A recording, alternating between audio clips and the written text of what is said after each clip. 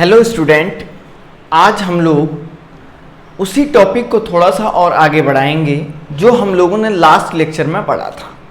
ठीक है ना, बॉन्डिंग इन मॉलिक्यूल। उसमें प्यारे बच्चों बहुत सारे टाइप्स ऑफ बॉन्ड मॉलिक्यूल होते हैं। मैं उसको एक बार और फिर से आगे बढ़ाता हूँ। ठीक है ना, देखिए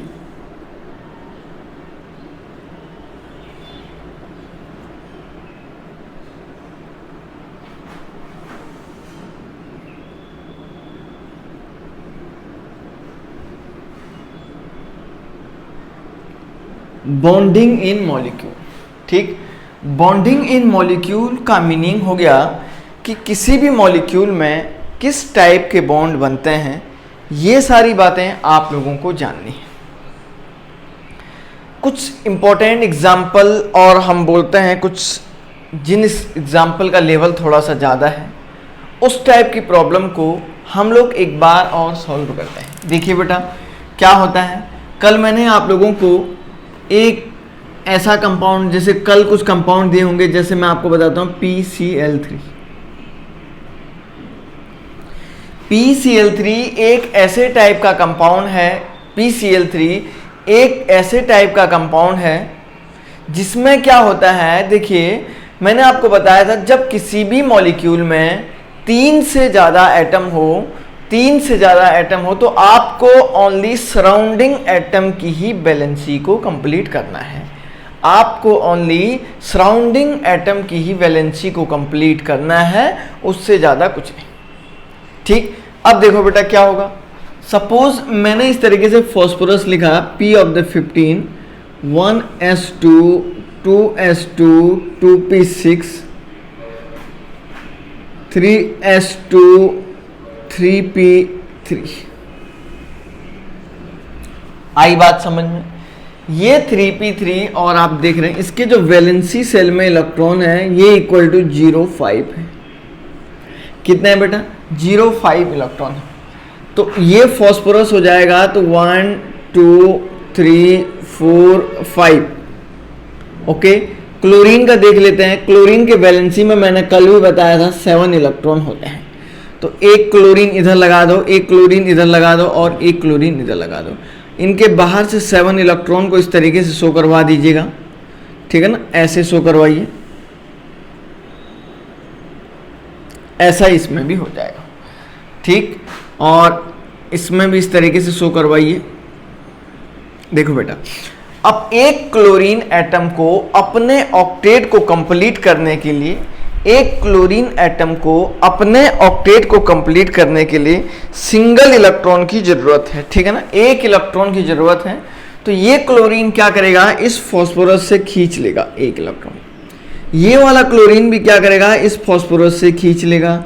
ये वाला क्लोरीन भी क्या करेगा, इस फॉस्फोरस से खींच लेगा। तो आप देख रहे हैं एक क्लोरीन और एक फॉस्फोरस के बीच में एक एक इलेक्ट्रॉनों का जो है आवागमन हुआ है। So that's why phosphorus chlorine जो बॉन्ड होगा वो सिंगल बॉन्ड नेचर का होगा। फॉस्फोरस क्लोरीन जो बॉन्ड होगा वो सिंगल बॉन्ड नेचर का होगा। बहुत ही सिंपल बात मैंने आप लोगों को बता दी है, इसमें कोई भी दो राय नहीं है कि सर ऐसा क्यों हो रहा है। ऑब्वियसली आप देख रहे हैं एक इलेक्ट्रॉन इस क्लोरीन ने फॉस्फोरस की वैलेंसी इलेक्ट्रॉन से खींच लिया, इस क्लोरीन ने भी फॉस्फोरस के वैलेंसी से जो है एक इलेक्ट्रॉन खींच लिया, और इस क्लोरीन ने भी एक इलेक्ट्रॉन यहां से खींच लिया। बात समझ में आ रही है? ये बहुत ही सिंपल बात मैं आप लोगों को बता रहा हूं। इसमें जो है आपको ये पता होना चाहिए कि भाई जब एक एक इलेक्ट्रॉन ये खींच लेगा, फॉस्फोरस क्लोरीन एक एक सिंगल बॉन्ड ऐसे बना लेगा। ठीक है ना, चलिए एक और नेक्स्ट इंपॉर्टेंट यहां पे मैं बता रहा हूं। देखिए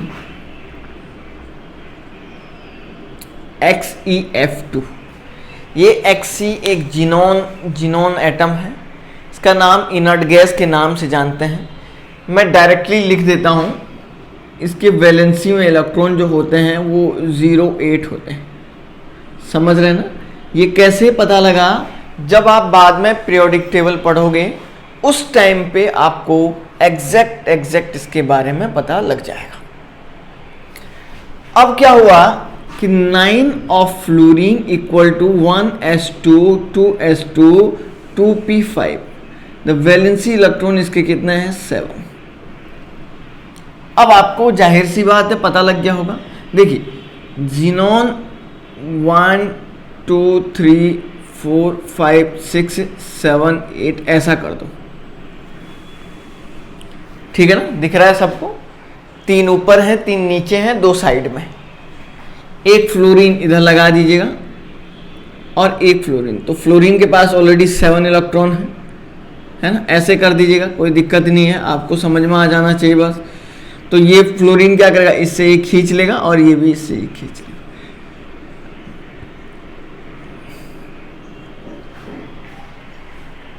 ठीक, एक और इंपॉर्टेंट देखिए बेटा, ZeOF2 एक ऐसा कंपाउंड है, जरा देखिए, सबके वैलेंसी सेल के इलेक्ट्रॉन लिखता हूं।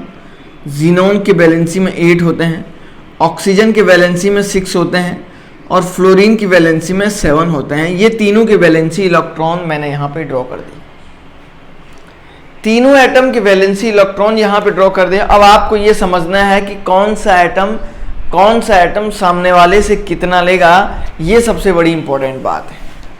आपको ये चेक करना है कि कौन सा एटम सामने वाले से कितना लेगा, ये सबसे ज़्यादा इंपॉर्टेंट बात है। अब देखो बेटा क्या होगा, इधर बना रहा हूँ, इसका स्ट्रक्चर देख लीजिएगा। इधर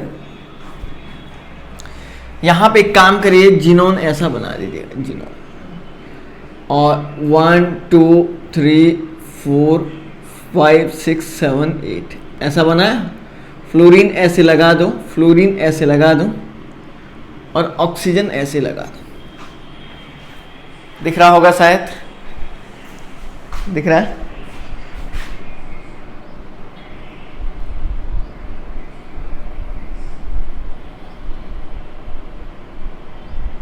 देख लो अब, ठीक है ना, अब अच्छे से दिखने लग गए। अब क्या होगा कि इसके वैलेंसी में 7 इलेक्ट्रॉन है, 1 2 3 4 5 6 7। इसके भी इतने ही हैं, 1 2 3 4 5 6 7। इसके कितने हैं 6, 1 2 3 4 5 6। देखो ये फ्लोरीन जो है इस जीनोन से एक इलेक्ट्रॉन को खींचेगा। ये फ्लोरीन जो है इस जीनोन से जो है सिंगल इलेक्ट्रॉन को खींचेगा और ये वाला फ्लोरीन भी क्या करेगा बेटा, इस जीनोन से सिंगल इलेक्ट्रॉन को खींचेगा। तो मतलब इस जीनोन और फ्लोरीन के बीच में सिंगल बॉन्ड आ गया है। इस जीनोन और फ्लोरीन के बीच में सिंगल बॉन्ड आ गया है, ठीक है ना। लेकिन ऑक्सीजन कितना खींचेगा, ऑक्सीजन तो 2 खींचेगा ना, क्योंकि ऑक्सीजन की वैलेंसी में 6 इलेक्ट्रॉन है और 6 इलेक्ट्रॉन है, तो ये ऑक्सीजन क्या करेगा, यहां से 2 खींच लेगा। तो देखो बच्चों, ऑक्सीजन के साथ ये डबल बॉन्ड बनाएगा और फ्लोरीन के साथ ये सिंगल बॉन्ड बनाएगा। तो ऐसे बनाइए, देखिए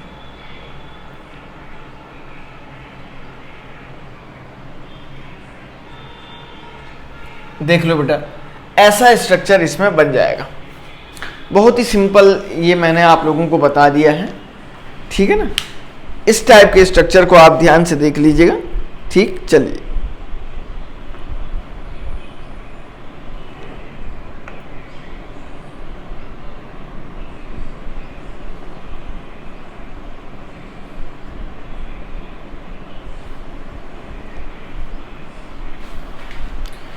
चलिए 1 मिनट और ऐसे ही थोड़ा सा कुछ और भी इंटरेस्टिंग एग्जाम्पल को पढ़ते हैं, कैसे किस कंपाउंड में अलग अलग तरीके से बॉन्डिंग होती है। ये काफ़ी ज़्यादा इंटरेस्टिंग है, ठीक है ना। बहुत ही जो है एक तरीके से मज़ेदार गेम है ये, कि कैसे आपको किसी भी कंपाउंड में बॉन्ड बनाना है, ये चीज़ आपको थोड़ा सा देखना है। बाकी इसमें कोई भी दिक्कत आपको नहीं आ सकती है। मैं काफ़ी ज़्यादा सिंपल वे में आपको समझा दिया हूँ, ठीक। चलो बेटा देखिए, सपोज एक और इंपॉर्टेंट कंपाउंड मैं यहाँ पे ले लेता हूँ बेटा, SF6। यहाँ पे सल्फर के जो वैलेंसी में इलेक्ट्रॉन है ये 6 है, फ्लोरीन के वैलेंसी में इलेक्ट्रॉन 7 है। मैंने डायरेक्ट लिख दिया है, क्योंकि बार बार इलेक्ट्रॉनिक कॉन्फ़िगरेशन लिखने से समय की बर्बादी हो रही है ना, इसलिए मैंने लिख दिया। देखो अब इस सल्फर के वैलेंसी में एक काम करिए, ऐसे 1 2 3 4 5 6 ऐसे इलेक्ट्रॉन दिखा दीजिएगा, ठीक है ना।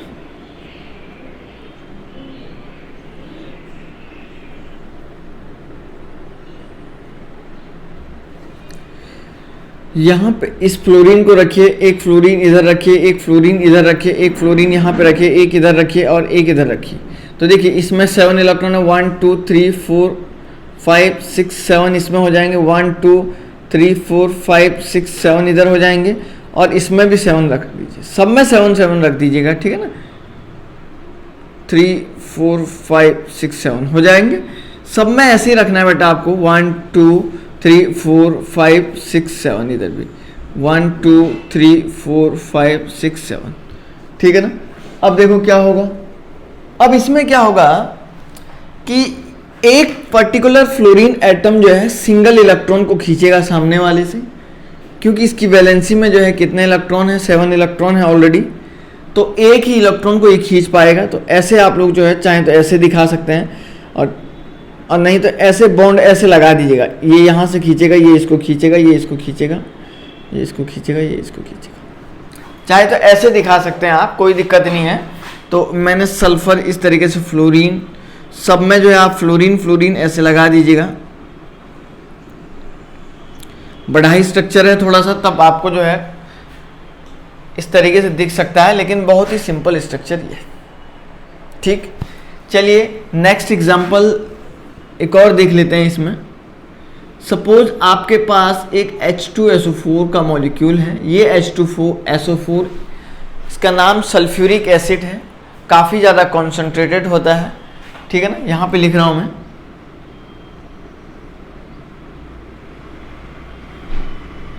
इसका नाम सल्फ्यूरिक एसिड है। ये सल्फ्यूरिक एसिड काफ़ी ज़्यादा कॉन्सेंट्रेटेड एसिड है, ठीक।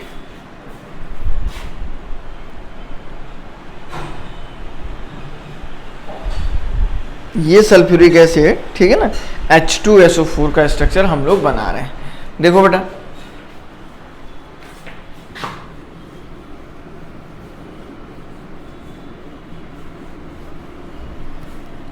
काफी ज्यादा ये कॉन्सेंट्रेटेड एसिड है। देखिए तो कैसे बनता है ये H2SO4 का स्ट्रक्चर।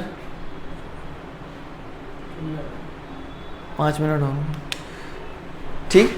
देखो बेटा सल्फर, देखिए ये सल्फर आप लोगों को मैंने बताया, सल्फर के वैलेंसी में 6 इलेक्ट्रॉन होते हैं, हाइड्रोजन की वैलेंसी में 1 इलेक्ट्रॉन होते हैं, ऑक्सीजन की वैलेंसी में जो है 6 इलेक्ट्रॉन होते हैं, ठीक है ना।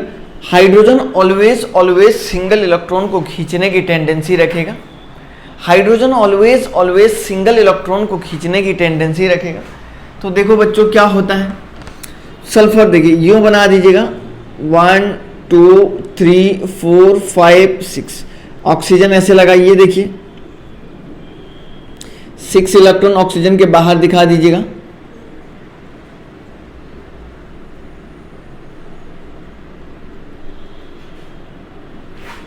ठीक है ना।